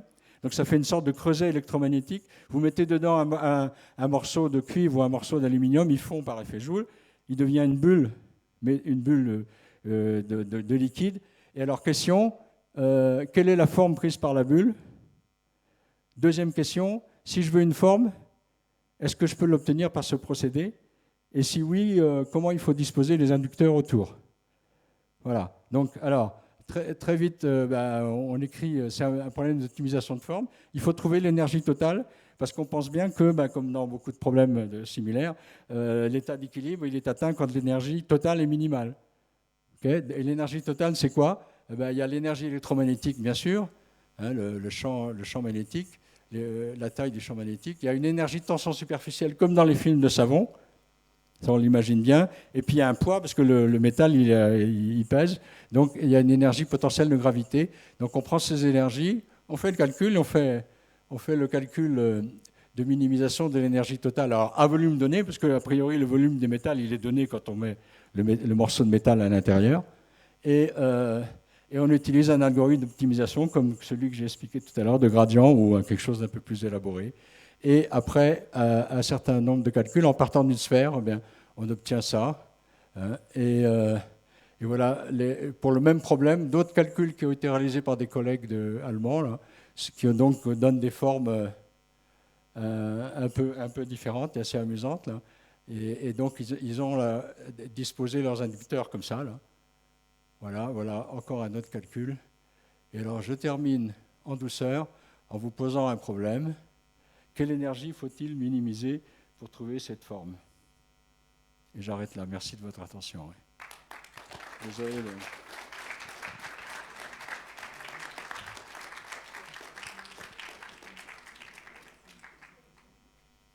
L'équation qui est en bas, c'est vraiment l'équation qui donne le cœur. Hein. C'est un polynôme de degré 6, si je ne me trompe pas. Donc l'ensemble des points x, y, z de l'espace, tel que ceci soit égal à 0, si vous le représentez, vous obtenez ça. Vous pouvez aller voir le livre Objets mathématiques publié par l'IHP avec une préface de Cédric Villani et Jean-Philippe Uzanne. Et donc c'est dedans avec des modifications. Si vous bougez un peu, si vous remplacez un cube par un carré, par exemple, votre cœur, il change de tête, si j'ose dire. Ouais. Donc c'est fait dans le livre. Il y a plein de choses dans ce livre. C'est très intéressant. Ouais. Merci beaucoup pour ce superbe exposé. On a quelques minutes pour des questions. Donc, n'hésitez pas. Ne soyez pas timide. Qui lève la main?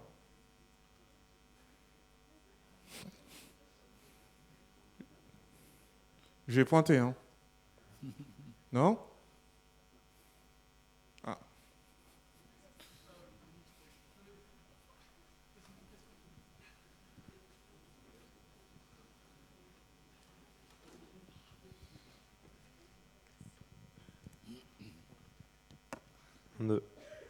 Bonjour.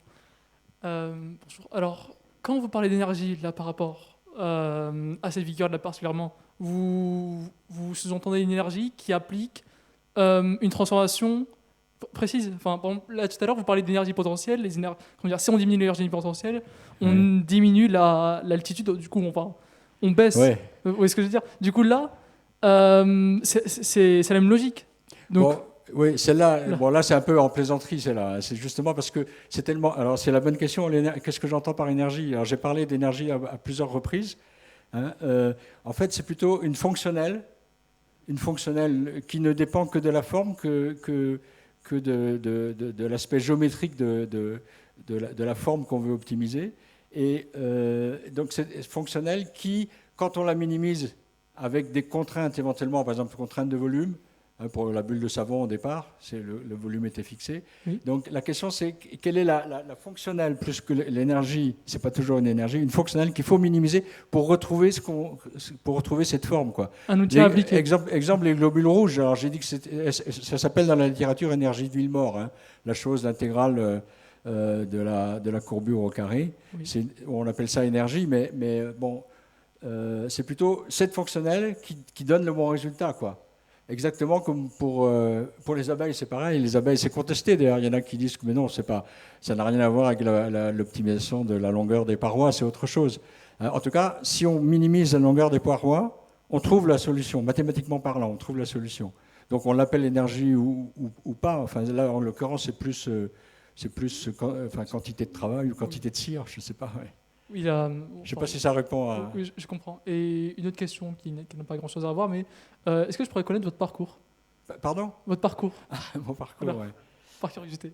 J'ai parlé tout à l'heure de l'école normale supérieure de Rennes, qui a débuté comme antenne de l'école normale supérieure de Cachan. Alors personnellement, j'ai fait les classes préparatoires en mathématiques et j'ai intégré l'école normale supérieure de Cachan quand elle était à Cachan. Maintenant, elle est à Saclay, elle vient d'être transférée à Saclay. Donc ça, c'est mon parcours récent. Et avant, j'ai fait... je suis breton d'origine, donc j'ai fait mes études à Saint-Brieuc au départ, ensuite à Rennes en classe préparatoire, et donc à Cachan à l'école normale supérieure. Et donc ensuite, j'ai fait une thèse en mathématiques et donc je me suis intéressé du point de vue recherche à divers problèmes. Beaucoup d'équations et dérivées partielles, et puis l'aspect optimisation sur par exemple les calculs que je présentais à la fin en électromagnétisme, par exemple. Bon, c'est des choses que j'ai eu l'occasion d'encadrer en tout cas.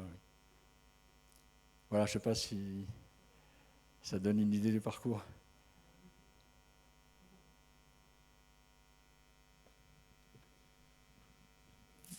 D'autres questions ?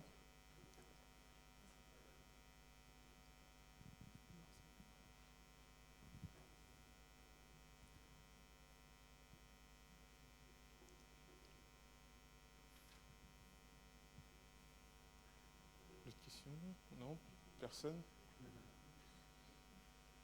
J'ai parlé longtemps, c'est un peu tard aussi peut-être.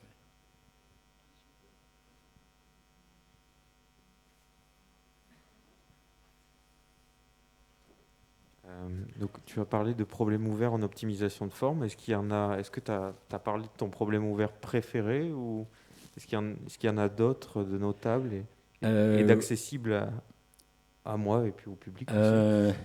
Oui, à toi, oui, je pense, mais quand même. Mais au public, si c'est possible. Alors, moi, j'ai beaucoup travaillé prenant la partie optimisation de forme. Ce que j'ai regardé, c'est la régularité des formes optimales. Ça, ce sont des très jolis problèmes mathématiques. Alors, par exemple, je vais essayer d'expliquer. Bon, les bulles de savon, on a vu que c'était... Quand c'était bien libre comme ça, les photos que j'ai montrées, là, c'est des belles sphères. Bon, donc quand on minimise un périmètre à volume donné, on trouve une sphère. Sauf si on impose que le volume soit dans une boîte et que la boîte n'arrive pas à contenir une sphère.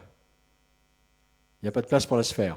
Donc je minimise le même problème, mais je demande un volume qui soit dans la boîte. C'est des contraintes en industrie, il y a des contraintes comme ça. Voilà, alors, ça ne peut pas être une sphère. Hein, donc même déjà en dimension 2, ça ne peut pas être un cercle, s'il n'y a pas de la place pour le cercle. Première question, est-ce que c'est quand même... ce qu'on trouve, c'est difficile à... Je ne sais pas si je peux... Non, je ne peux pas vraiment le dessiner là, mais on a une boîte...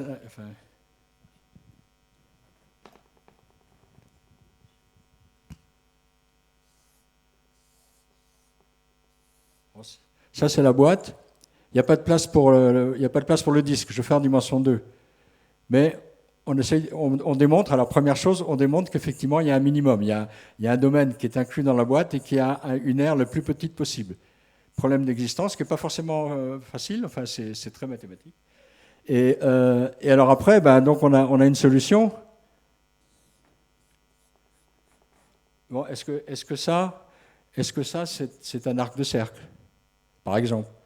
Ce qui généraliserait de façon naturelle le fait que quand on a de la place, ben c'est un vrai disque, quoi. Bon, la réponse est oui, là. Mais en dimension 3, c'est pas parce qu'on est... alors les équations de Euler-Lagrange vont dire qu'au bord, la courbure est constante aussi, mais c'est pas pour ça qu'on va avoir des bouts de sphère. C'est beaucoup plus compliqué que ça. Alors déjà, est-ce que ce qu'on obtient au bord, c'est régulier? Alors c'est les questions de régularité dont j'ai eu l'occasion de m'occuper. Est-ce qu'on peut démontrer déjà que c'est des bonnes courbes, que ce n'est pas des choses des fractales ou des choses très, très méchantes? Donc ça, c'est en général difficile. Alors une fois qu'on commence à avoir un peu de renseignements sur la régularité, à ce moment-là, on peut écrire des équations satisfaites par le bord et montrer que finalement, on démontre en dimension 3 que c'est analytique. Alors, par exemple, pour ce problème-là, si on le pose en dimension n quelconque, alors la réponse est vraiment étonnante. La réponse, c'est que en dimension n inférieure ou égale à 7, eh bien, on a des choses comme ça, avec des bords qui sont analytiques, très, très, très réguliers. Par contre, à partir de la dimension 8, il y a des singularités, pour les mêmes problèmes, il y a des singularités qui peuvent apparaître dans le bord. Bon, vous voyez, c'est très mathématique, quoi. Pourquoi la dimension 7, la dimension 8? Ben, c'est ça qui apparaît. Ce n'est pas vraiment explicable, enfin, ce sera peut-être ultérieurement explicable par des phénomènes, enfin des applications explicites, mais bon, voilà. Donc ça, c'est là, c'est quand on minimise le périmètre, qui est quand même une fonctionnelle très simple. Maintenant, si je prends le problème de l'électromagnétisme avec les 3 énergies qui apparaissent, même question. On a envie de voir si le bord est régulier. Voilà. Donc là, il y a beaucoup de choses d'ouvertes, quoi, par exemple. Donc voilà, je connais, mais il y a bien d'autres. Alors on fait des pavages du plan aussi. Il y a encore plein de questions un peu liées au nid d'abeille, là, où on a envie de savoir si les parois sont régulières pour des énergies qui ont un sens par rapport aux applications, quoi. Donc mathématiquement parlant, c'est extrêmement riche et passionnant quand on aime ça, quoi, bien sûr. Voilà, je ne sais pas si ça répond un peu à... Une autre question?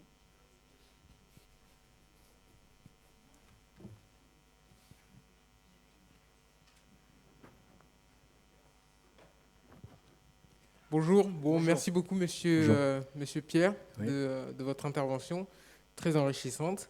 Je voulais savoir qu'est-ce que c'était des dimensions, qu'est-ce que vous entendez par dimension? C'est une des choses que je n'ai pas compris de votre intervention. Dur. Bon, dimension 2. Plaisir. Dimension 2, c'est la dimension planaire, c'est-à-dire qu'on peut se déplacer dans 2 directions orthogonales, par exemple. D'accord. Ça va, la dimension 2? Dimension 2, c'est tout ce qui est plan. Tout ce qui est plat, comme le dessus de la table. Là. D'accord, oui. Alors, dimension 3, une fois qu'on a pigé ça, dimension 3, on ajoute une direction. Hein, donc, dimension 3, ça va être ça, plus donc, non seulement on se promène horizontalement, mais on a le droit de se promener verticalement. D'accord, oui. Et donc, on a 3 directions, et donc c'est l'espace qui nous entoure. D'accord. Alors, à partir de la 4e, c'est plus dur de matérialiser. Hein, mais une façon de faire, c'est de parler de notre espace et de ajouter le temps, qui donne une dimension de nature différente, mais qui donne une 4e dimension quand même. Je vois, oui. Voilà, donc, et alors après, 7 ou 8, comme j'ai dit tout à l'heure, là c'est plus difficile à expliquer, quoi, à matérialiser en tout cas. Ouais. D'accord, oui. Bon. Merci beaucoup.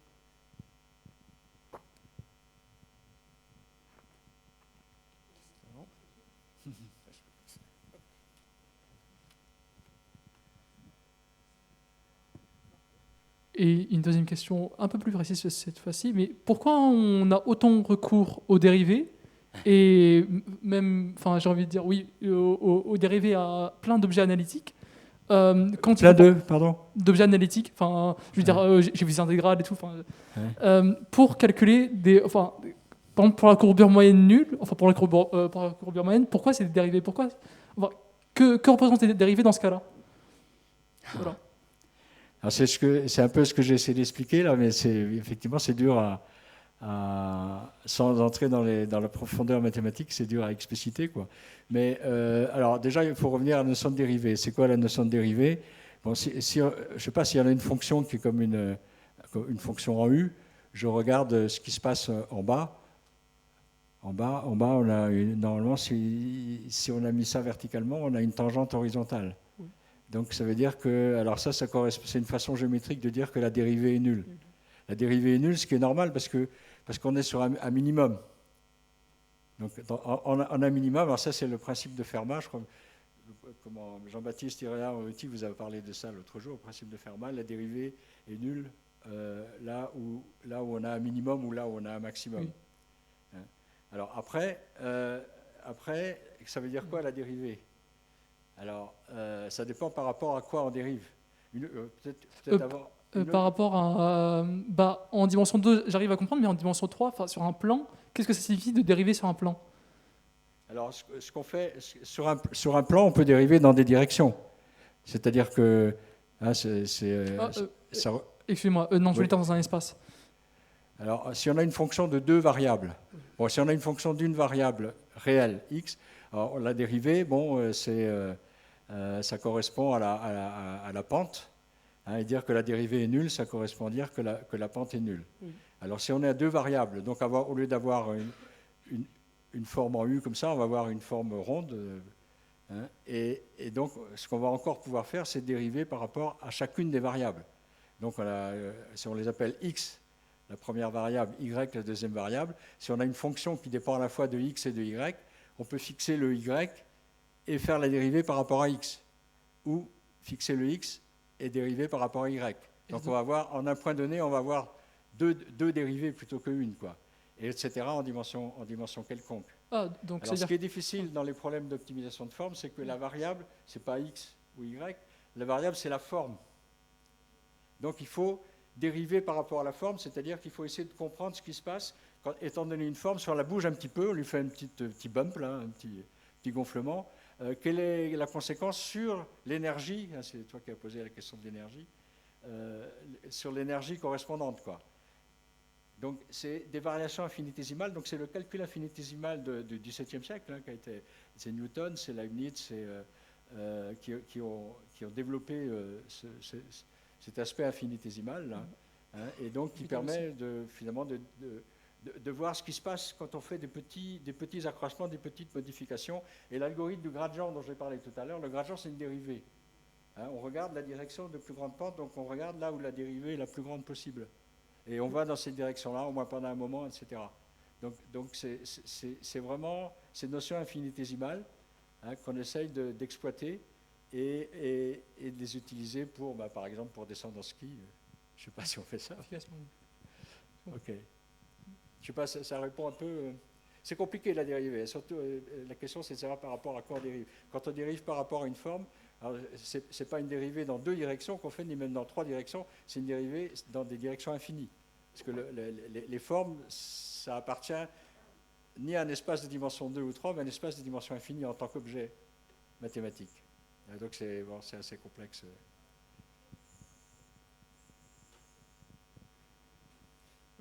Moi, j'ai une question plus numérique. Oui. Alors, j'ai du mal à comprendre comment on arrive à intégrer des contraintes dans un solver. Ah ouais. Dans le calcul ? Dans le calcul. Parce que, alors ça, il y a plusieurs techniques. Ouais. Il y a plusieurs techniques.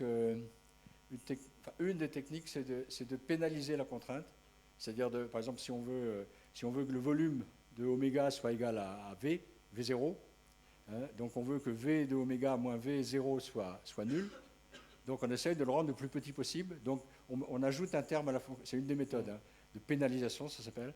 On ajoute un terme à la fonctionnelle qui est de la forme 1 sur epsilon fois V de oméga moins V0 au carré. Et on met ça en plus dans la fonctionnelle. Et donc dans le résultat, on aura quelque chose qui sera de toute façon petit, là. Mais, je veux dire, de décider la forme, de dire bon, on veut une forme polyédrique, une forme, je sais pas, algébrique. C'est assez compliqué. Alors, de prédire une forme particulière. De prédire, oui, il faut avoir on peut pas lancer des algorithmes du gradient si on sait pas vraiment, si on n'a pas d'idée de résultat, ça va pas marcher, quoi, ça va partir dans le décor. C'est assez difficile à régler. Il faut régler plein de choses. Par exemple, donc j'ai dit on part dans la direction de plus grande pente, mais pendant combien de temps on y va dans cette direction, Oui, par exemple. d'accord. Ça, c'est un paramètre qui va dépendre du problème, et donc c'est au numéricien de l'adapter, en fait. Et ça peut être compliqué. Ça peut être, Et puis on a souvent des méthodes de pas variables et de pas adaptatifs, hein, qui tiennent compte de la difficulté et de la taille du problème.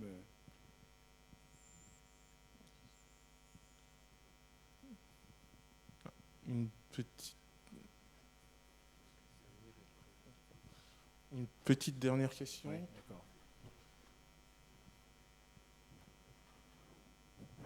Bonjour. Oui, bonjour, excusez-moi. Oui. Je voudrais revenir sur le moteur Wankel, sur Ouais. le moteur rotatif. Ouais. Je voudrais savoir pourquoi cette dernière n'est plus utilisée de nos jours et pourquoi elle était abandonnée. Oh, alors là, je ne vais pas savoir répondre à ça. Ouais. Alors là, je ne suis pas vraiment spécialiste de moteur. Moi, ce qui m'a plu, c'est de voir les dessins, évidemment, géométriques du triangle de Reuleaux qui tourne. Et la courbe autour, c'est une trochoïde. Oui, parce que c'était un moteur qui était très pratique parce qu'en un seul cylindre, il Là, comportait vraiment, je ne vais pas dire des bêtises, donc je ne vais pas répondre là-dessus. Ouais.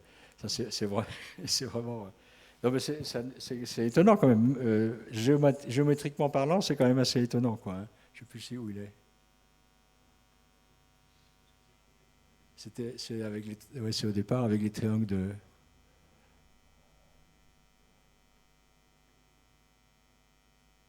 Là, c'est les globules. Là, c'est Kelvin. Là, c'était avant...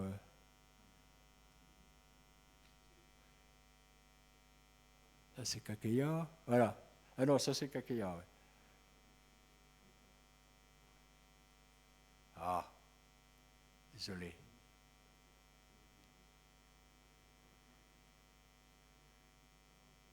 Ah, c'est avant ça, voilà. On va la voir. Ça, c'est les trous carrés. Voilà. Bon. Alors, je ne vais pas m'avancer sur quel impact ça a eu du point de vue commercial. Là, je ne veux pas répondre là-dessus. Mais ça a joué un rôle. Hein. Je vous renvoie à la littérature là-dessus. Mais... C'est un moteur à explosion quand même. Il y a tous les termes, l'émission, la compression, l'échappement, enfin, il y a tout ce qu'il faut. Ouais. Et il y a le piston, sauf que le piston, il n'est pas comme d'habitude, quoi. Pardon? Ah oui, j'oublie souvent de parler dans le micro, oui. La prochaine fois, on prendra quelque chose d'accroché, là, comme ça, on n'aura pas de problème. Bon. Ok. On va remercier encore une fois Michel Pierre.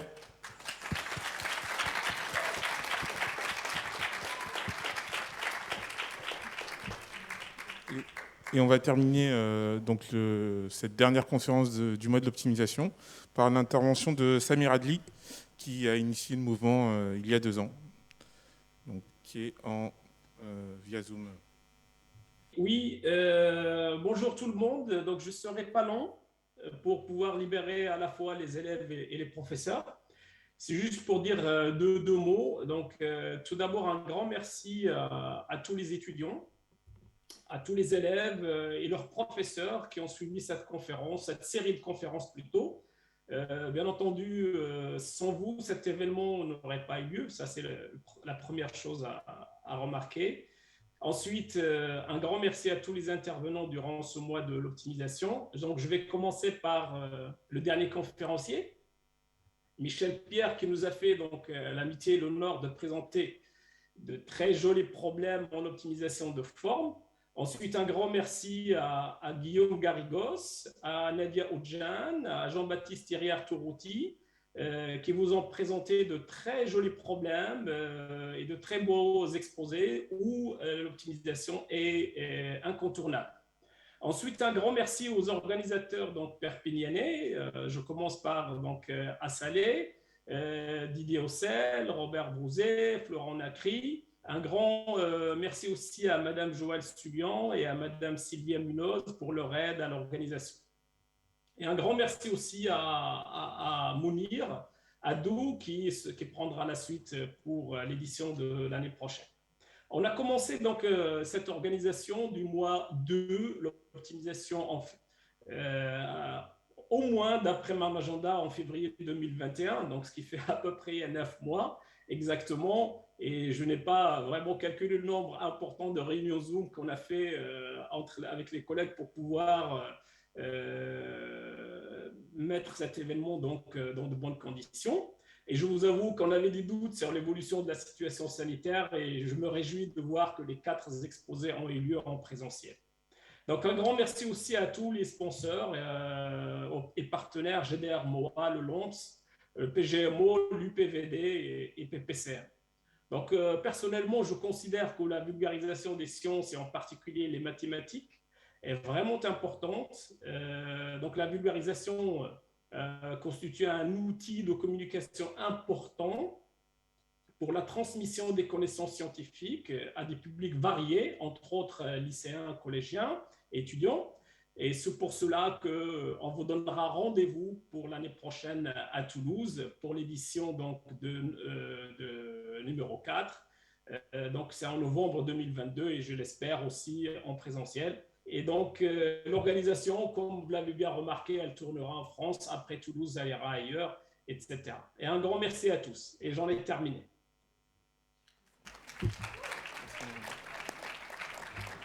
Merci Samy, je ne sais pas si tu m'entends. Non.